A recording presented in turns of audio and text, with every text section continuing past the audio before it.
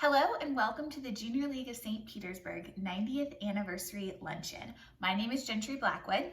And my name is Mary Reed, and we've had the pleasure of co-chairing this celebratory luncheon this year. I don't have to tell you that the past 12 months have been unlike anything we've ever experienced before. And although we certainly wish that we could be all together in person to celebrate this milestone anniversary, we're thankful for technology that allows us to pivot and still find creative ways to be together.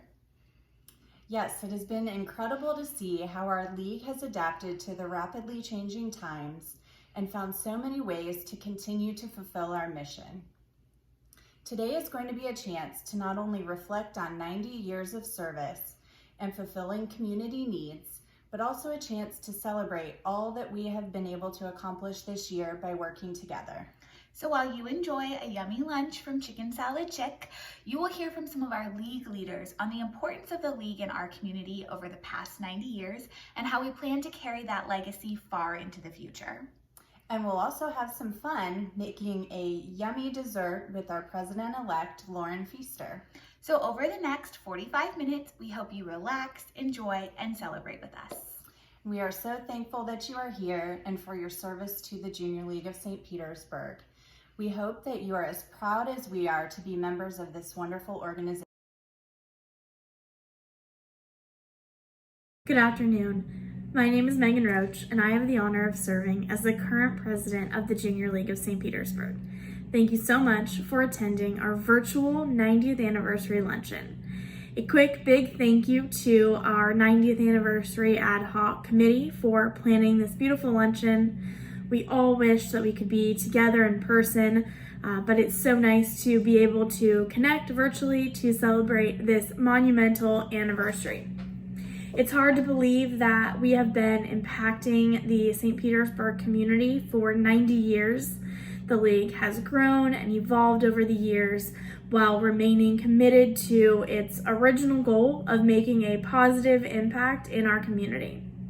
Our purpose of empowering St. Petersburg women by helping them develop civic leadership skills and giving them the tools to put their unique talents to work in our community remains as true and important today as ever.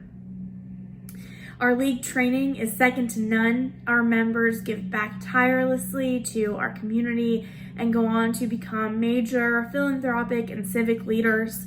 We have projects that span decades, like our library puppets and our back-to-school care fair, and we have been instrumental in the St. Petersburg area and strongholds like the Juvenile Welfare Board, the Museum of Fine Arts, and Great Explorations.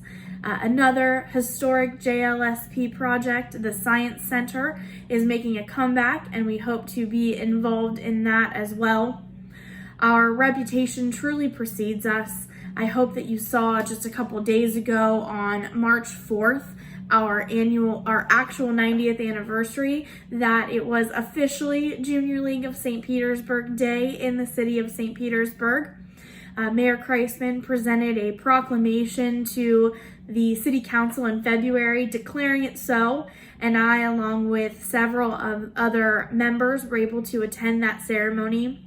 While we were there, several members of the City Council shared memories of the Junior League of St. Petersburg and thanked us for our work.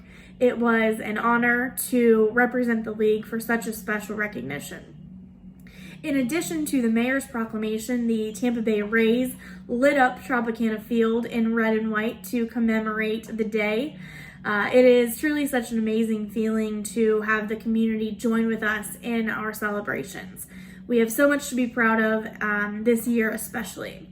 I have said it countless times, but I truly cannot say it enough. I am so incredibly proud of how well our league has responded to the challenges that this year has brought. When events were canceled, our members pivoted gracefully and effectively. When the community called, our members answered enthusiastically.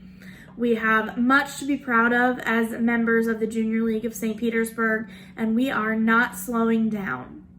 Enjoy the rest of the program, and thank you for supporting the Junior League and celebrating our 90th anniversary with us.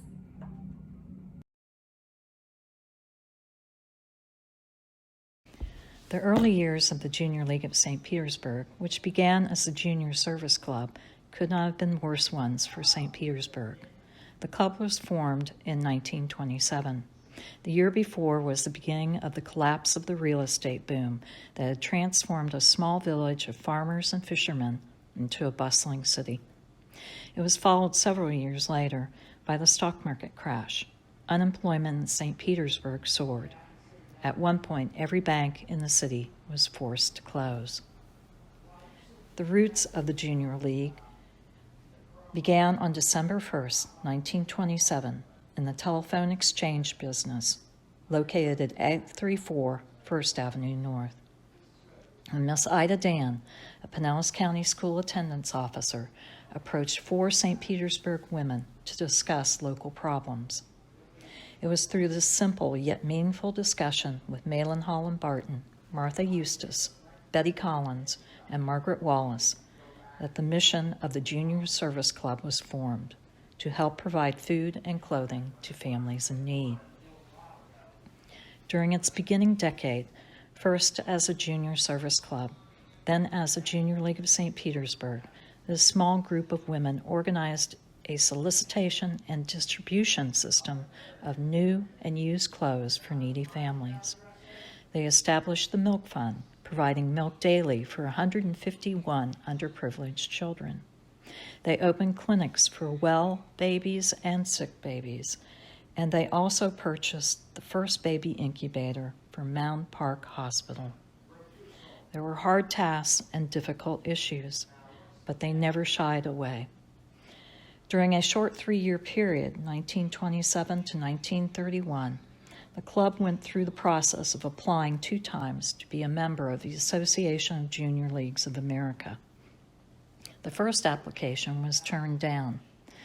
The second application, however, was approved. On March 4th, 1931, St. Petersburg was admitted. There were only 3 other leagues in Florida: Miami, Jacksonville, and Tampa. On that date, March 4th, 1931, there were 55 charter members of the Junior League of St. Petersburg. Many of their descendants are members of the league today. The first decade of the Junior League of St. Petersburg was not only busy, but it was life-changing, both for the league and for our community.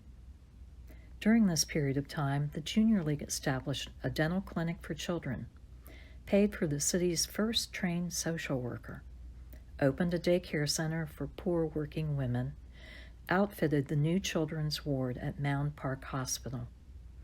They also produced children's radio shows and established a bureau for neglected children. Most of these programs evolved into federal, state, and city programs that still exist to this day.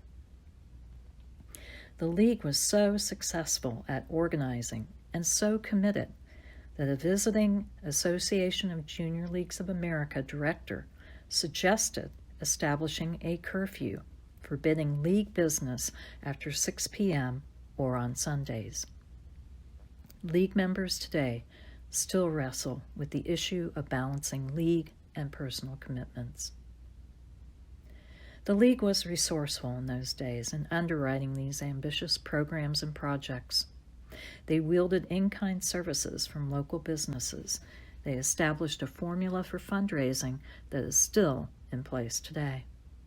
Throw fun parties and make people pay to come. They produced a cabaret. They became shop girls for a day at a local department store, receiving a percentage of sales. They even sponsored an amateur boxing match. When the bank holding their milk fund closed, they went public, and several milk companies stepped in and gave milk away. For themselves, they formed special interest committees devoted to art, needlework, books, and public affairs, and they began publishing a newsletter. In the early 1940s, well into the second decade, the Junior League directed much of its resources and members' energies into the war effort. Contributions were made to the USO and the Red Cross. The League served as chairman of the Women's Division of all War Bond Drive programs and victory drives after World War II. Book Spring Adventure premiered on the radio on WTSP, and our beloved puppet show began. The League also gave funds to a daycare center and to the Crippled Children's Hospital, and purchased, outfitted, and staffed a bookmobile that traveled to schools that did not have libraries. This was the first bookmobile in the state of Florida. The thrift shop continued to be a philanthropic effort throughout the war and after for the Junior League of St. Petersburg. The women also held talent shows and theme balls to raise funds for their projects. If there was ever a golden age of the Junior League of St. Petersburg, it was in the 1950s and 60s. This was the time when most of League members put their energies into volunteering, as very few Junior Leaguers were in the workforce. The League's continuing source of revenue was its thrift shop. Each active member was required to contribute a certain amount of usable and sellable merchandise. To bolster its inventory, the League gave a Bundles coffee each fall. The event was held at a showplace home of one of the active or sustaining members. Once the theme was selected, and they varied on their themes, the committee went into full gear. The invitations were sent on brown paper bags and mailed to guests, who in turn filled them and brought them to the party. In 1953, the Junior League of St. Petersburg reached into the cultural realm and voted to sponsor a symphony for young listeners. The first symphony, attended by elementary and junior high school students in Lower Pinellas, was so successful that the school officials asked the League to expand the program and make it available to as many students as possible. Over the 14 years that the League sponsored the Symphony for Young Listeners, some 120,000 students were introduced to classical music and were able to experience a live orchestra in the Performing Arts Center. The League was a multifaceted organization when it came to reaching out to the community. Recognizing there was a need for a special school for mentally retarded children in Pinellas County, in 1956, the League voted to donate $10,000 towards equipping a pre-vocational room and for a building fund for Park School. When League members watch WEDU, Channel 3, they can take great pride in the fact in 1957, the Junior League of St. Petersburg was instrumental in establishment of the educational station. That year, Florida West Coast Educational Television needed $6,000 to file a permit with the Federal Communications Commission for a license. The League provided the money, and the television committee conducted a publicity campaign to educate the public as to the value of educational TV. For many years, Junior League volunteers volunteered their time at WEDU. The League was instrumental in getting the Science Center of St. Petersburg off and running.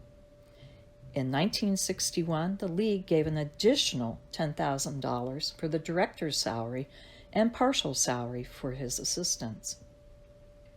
One of the League's most daring projects was its involvement in the very controversial fluoridation campaign.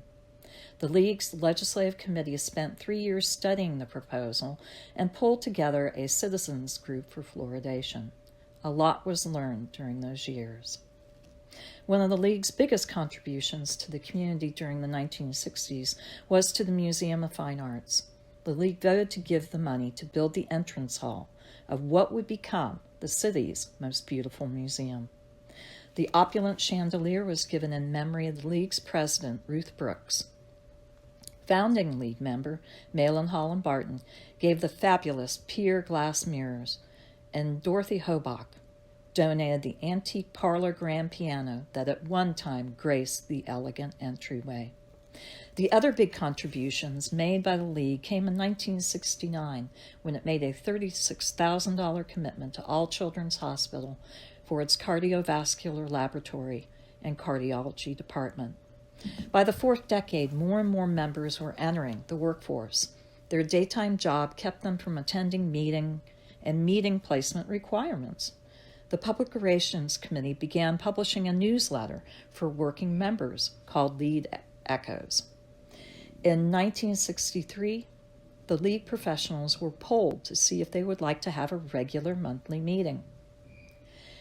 A positive response was received, and it was unanimous.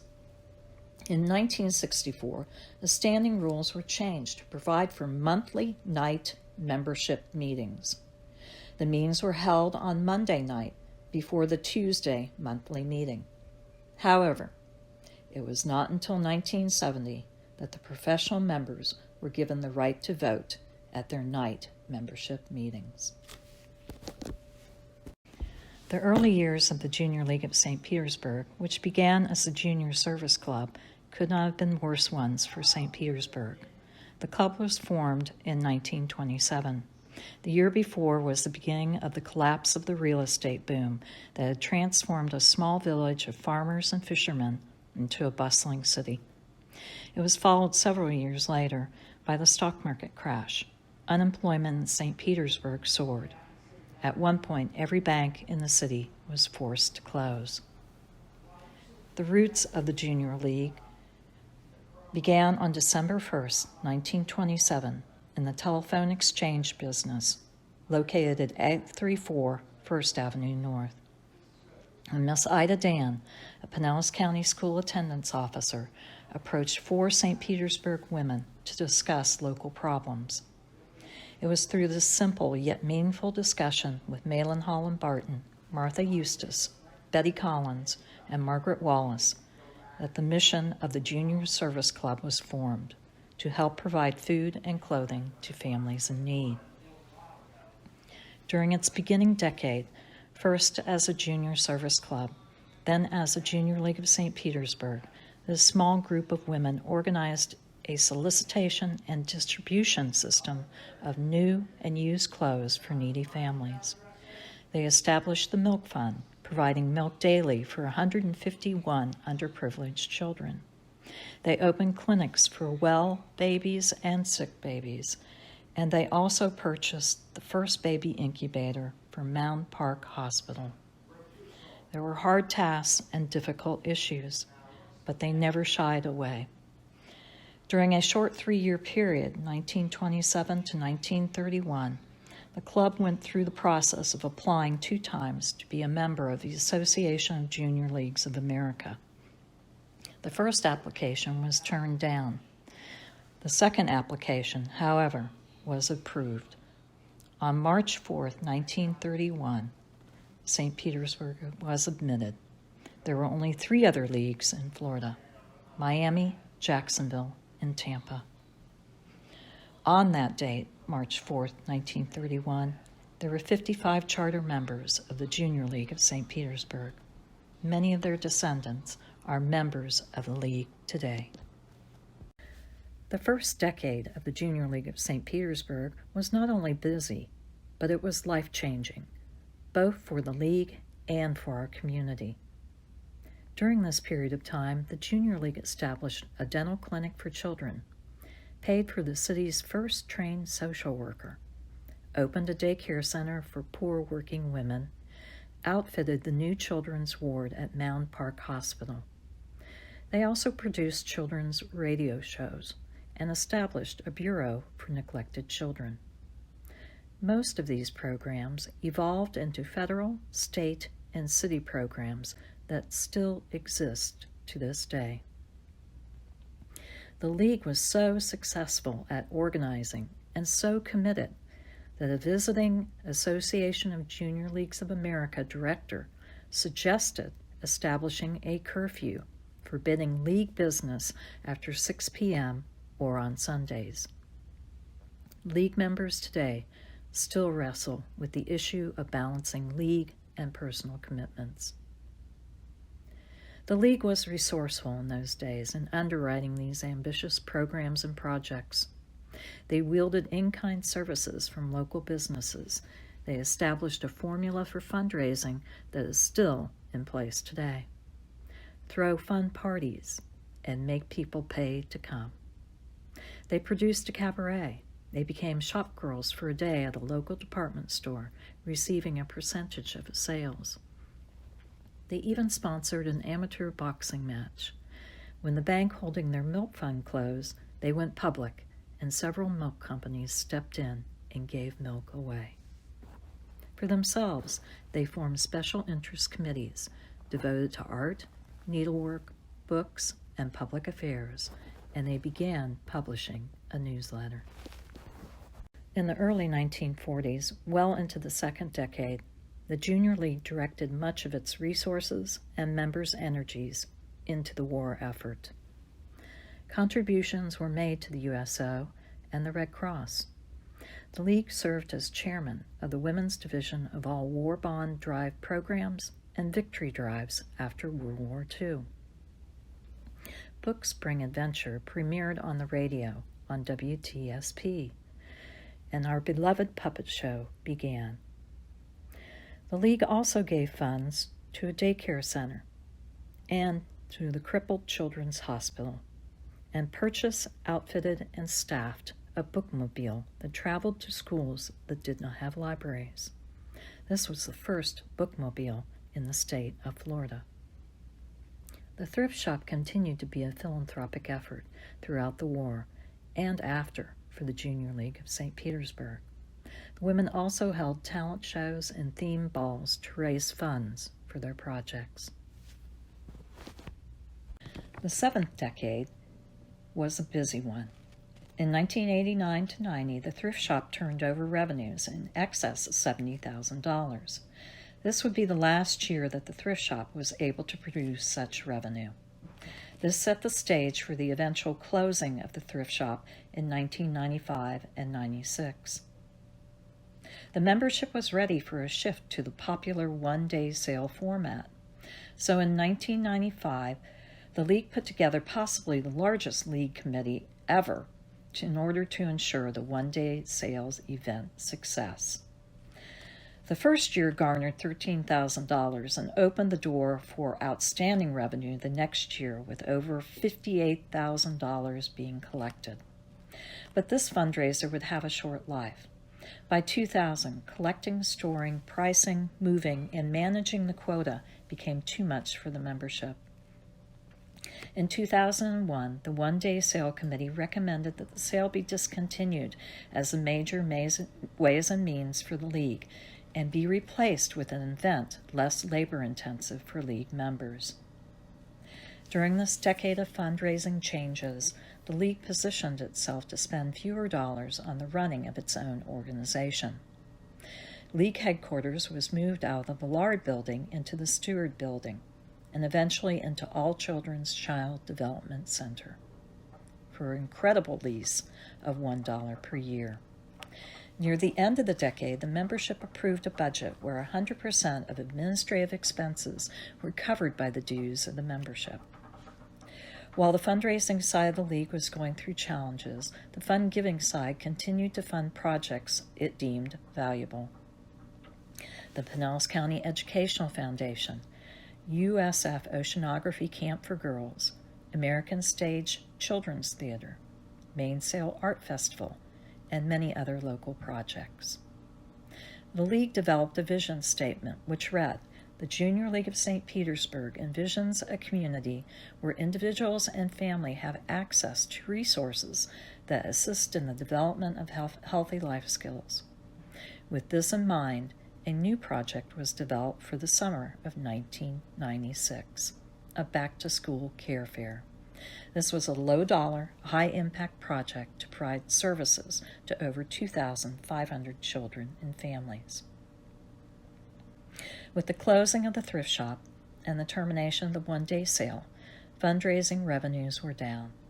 A conscious decision was made not to allocate major funds until a League-developed project could be established.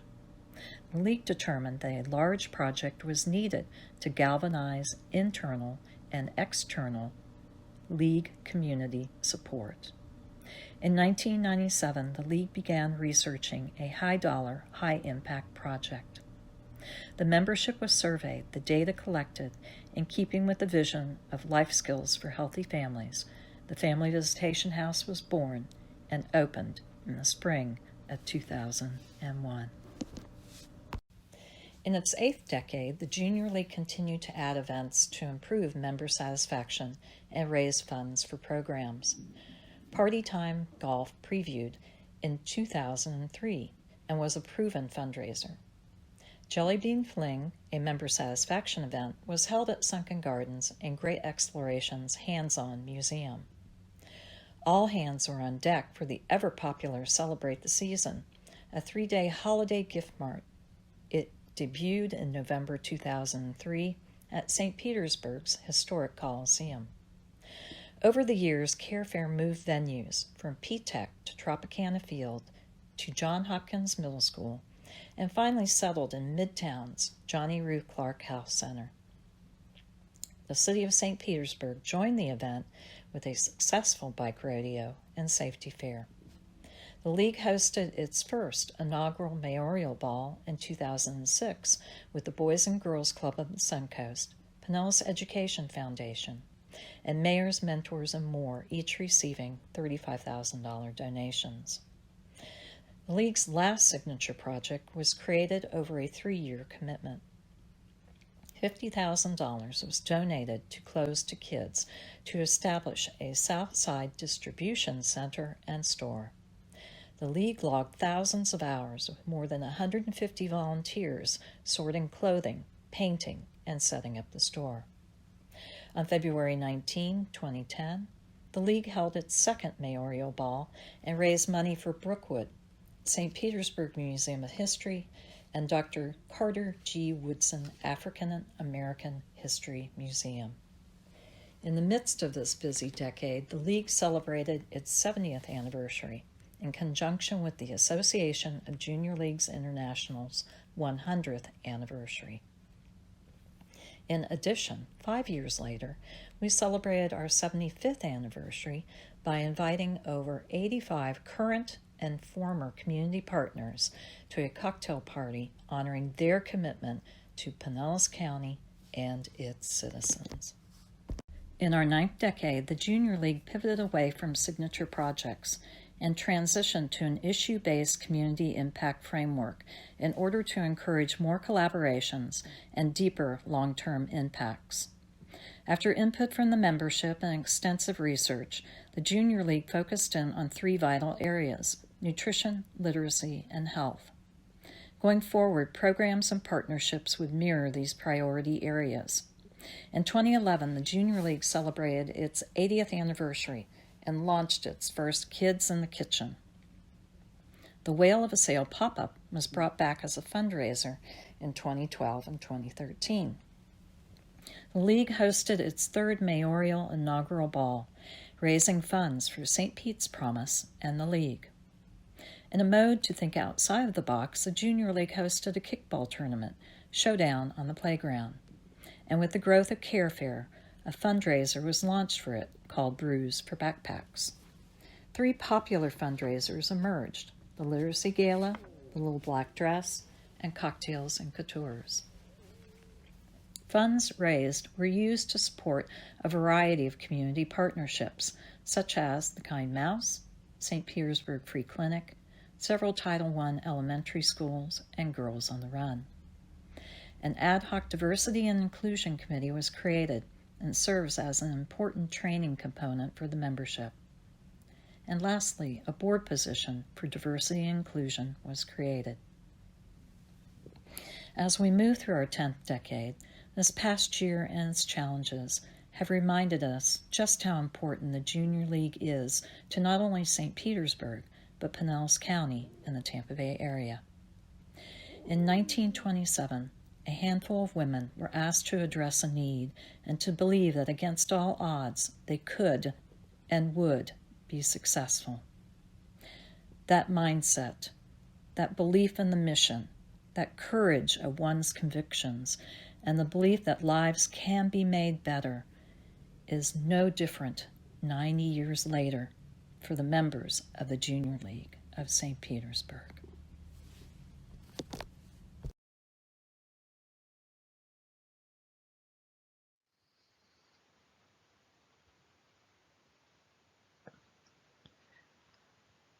Good afternoon. Our mission as members of the Junior League of St. Petersburg gives us each a purpose and an opportunity to be part of something bigger than ourselves. For 90 years, we have volunteered, serving to meet the needs of our community and being the catalyst for change. Today, we celebrate. The Volunteer Recognition Committee and Community Service Project Committee acknowledges and celebrates the accomplishments, efforts, and heart of our legacy, our volunteers. One way we honored our 90 years of volunteer service in our community was with the 90 for 90 Challenge, an opportunity for each of us to commit to 90 hours of service during the 2020-2021 league year. The challenge celebrates the spirit of volunteerism and the contributions of our volunteers both to the Junior League and other nonprofit organizations. Lauren Hubbard was inspired to distribute 90 handwritten notes of gratitude to total strangers. And Georgia Mattern donated to our longtime partner Close to Kids, inspiring Heather Perkins to collect from league members and friends in North Pinellas County, which then inspired Mary Ann Will to donate 5 bags of clothing. Many members supported our ongoing initiatives. Snack packs for the Boys and Girls Club. Members' countertops became assembly lines and our cars became delivery trucks. Members also made financial contributions to our projects as well as many other charities dear to us. Longtime sustainer Elise Minkoff took the pledge approach to the 90 for 90 challenge. Her goal, a monthly giving of kindness to celebrate the legacy of our league. In September, she mailed 90 plus cards to Operation Gratitude to distribute to troops so they can send greetings to their loved ones. And in December, she connected with a friend who shared the need for sleeping bags for the homeless in South County, Pinellas. Elise donated heavy insulated sleeping bags in time for Christmas Eve. Partnering up was the theme for November when Elise and I discussed our thoughts on individual gifts in the month of November, and a modest goal turned into the Thankful for 90 food drive, bringing our entire league to the table. Provisionals, actives, and sustainers drove through headquarters parking lot on a rainy day in November, helping us to reach our goal of 900 pounds. And in true JLSP spirit, we collected close to 2 tons of food, benefiting Saving Our Seniors and Daystar Service Center.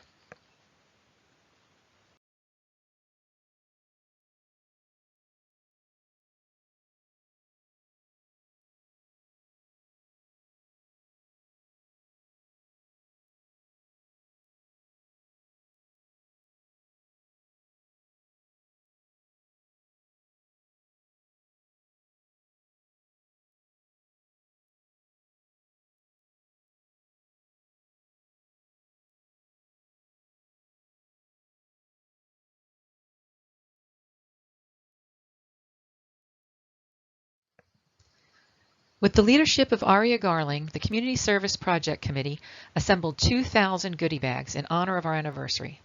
These bags were distributed on our anniversary date, March 4th, to students at 5 Tier 2 schools in Pinellas County. The contents of the bags are a representation of some of our programs at the Junior League of St. Petersburg. In honor of literacy, a new scholastic book and a bookmark promoting reading habits. A healthy snack and recipe cards in honor of Kids in the Kitchen, and a coloring sheet and pack of Crayola crayons in honor of Kids Create. And we're not done yet. Join us March 13th for Bedtime Bundles. Our goal is to donate 90 bundles of pajamas and toiletries to Guardian Ad Litem for children who have experienced abuse, abandonment, and neglect. We've done a terrific job honoring our legacy. Our volunteers have always heard the needs in our community and exceeded meeting those needs. As you can see, volunteerism is personal and has many meanings. I would like to recognize and thank sustainer Hillary Gramling for her volunteer service. Mrs. Gramling joined our league in 1966. Her favorite placements were Library Puppets, the Choral Group, and the Science Center. She encouraged both her daughter-in-laws to join the league, sustainers Kathleen Gramling and Gabby Gramling. Her thoughts on volunteerism? Volunteerism means the willingness to offer help where needed and do your best job. There's no better way to show gratitude than through serving others. Thank you for celebrating and honoring the Junior League's legacy of volunteerism and service. Cheers to 90 years of service and gratitude to our volunteers, past, present, and future.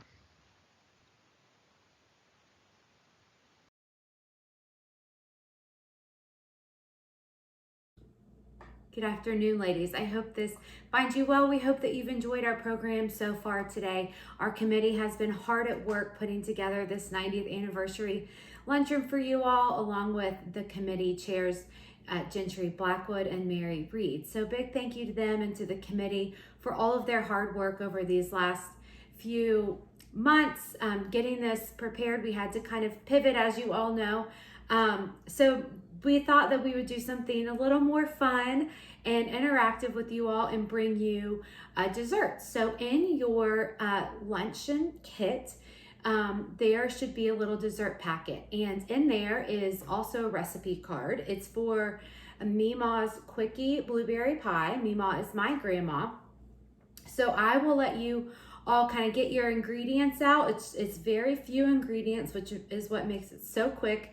But amazingly, with just 3 ingredients, it is absolutely delicious. So if you get all of your ingredients out, and we will start making my grandma's blueberry pie. My grandparents actually had a blueberry farm in Claremont, Florida for years and years and years. My grandfather is actually in the citrus industry, but just had a blueberry side business just for fun.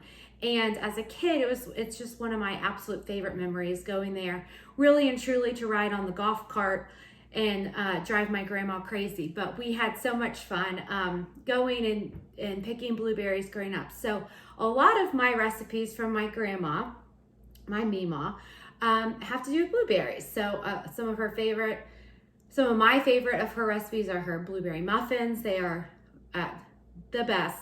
And blueberry quickie pie, blueberry pancakes, you name it, she made it. So today I am bringing you the pie. Normally you would go ahead and have a 9-inch pie crust already baked and cooled. And you could make your own pie crust. You could just use Pillsbury like I do. I cheat.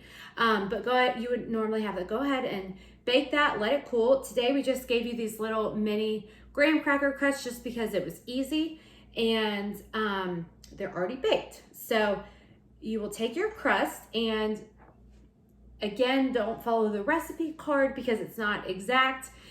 In your kit, we have a little bit more closer to like 1/4 cup of blueberries. So this pie could not get any easier. You literally just dump your blueberries in your bowl. It is blueberries, sweetened condensed milk, and a little bit of lemon juice. So you'll go ahead and put your sweetened condensed milk in. And I do not know what it is about these 3 ingredients that makes it so good, but it is just to die for, and a family favorite in our family. And just it's actually, if you want to know, if you want to cheat a little bit, it's one of my go-to desserts that I take to people once they've had a baby or moved into a new home. So you can thank me later, but people just go on and on about how delicious it is, and it couldn't be any easier. So you guys now all know my little secret. And then a little bit of lemon juice. Again, all these ingredients are already in your packet and they're already pre-measured out. So don't even worry about measuring them. Go ahead and just mix all of that up. Now, normally you would like to maybe let it chill for a little bit, and you could today too. Let it chill for, it's so small, honestly, probably 15 minutes, and it would be even better. But you mix all the ingredients up and you just put it into your little pie crust, and it really can be eaten right away. It is ready to go, but if you like a little bit more of a chilled pie, I suggest that you put it in the refrigerator and chill it for a few minutes and then dig in. And there you go. There is Mima's blueberry quickie pie. I hope that you find this recipe delicious. I hope that you will now also use it for years to come in your household. And I just thank you for being here today. Again, we thank you for supporting the 90th and for buying a ticket to the luncheon. And we hope that you've just enjoyed the program.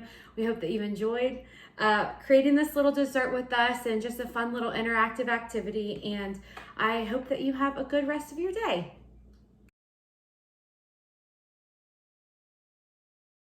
Hello, my name is Alexis Carlin, and I'm the 2020-21 Executive Vice President of the Junior League of St. Petersburg.